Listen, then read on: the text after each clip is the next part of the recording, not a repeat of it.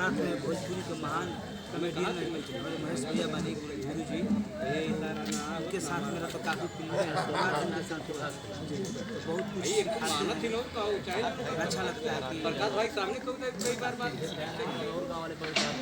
बहुत अच्छा लगता है। अच्छा महेश आचार्य जी, आप मतलब काफ़ी सीनियर कलाकार हैं इस इंडस्ट्री के लिए और काफ़ी लोग आपसे इंस्पायर्ड भी हैं। प्रमोद प्रेमी जी के साथ अभी आप काम कर रहे हैं, प्रमोद प्रेमी जी के साथ आप कैसा फील करते हैं? हाँ, याद इनकी पहली फिल्म है। प्रमोद जी के अंदर एक बहुत अच्छी चीज़ मैंने देखी है कि सीखने की लालसा, वो इनमें अभी तक ताउम्र से कोई भी चीज़ में कहीं फायदे में नहीं समझ में आता है। As a master, as a artist, एक मास्टर ऐसे करेंगे बड़ा अच्छा एक हो जाता है कि आप नहीं, मैं परिपूर्ण आर्टिस्ट हूँ,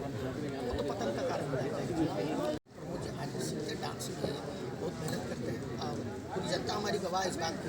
कि कितना मेहनत करके जमीन से उठ कर गया तो पहुँचे इसमें काम करके उनकी अपनी ऑडियंस है, आवाज़ के माध्यम से लोगों को प्यार पर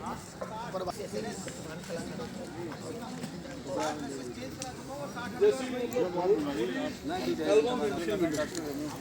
भोजपुरी फिल्म इंडस्ट्री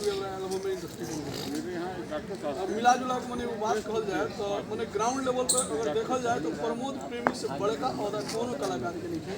जो मैंने ग्राउंड लेवल पर मैंने ये बात से मैंने विवाद हो सकेला कोनो कलाकार के पूरा मामला की जरूरत नहीं है। ये मैंने रियलिटी बात ग्राउंड लेवल पे प्रमोद प्रेमी यादव से ज़्यादा कोनो कलाकार बहुत बड़ी की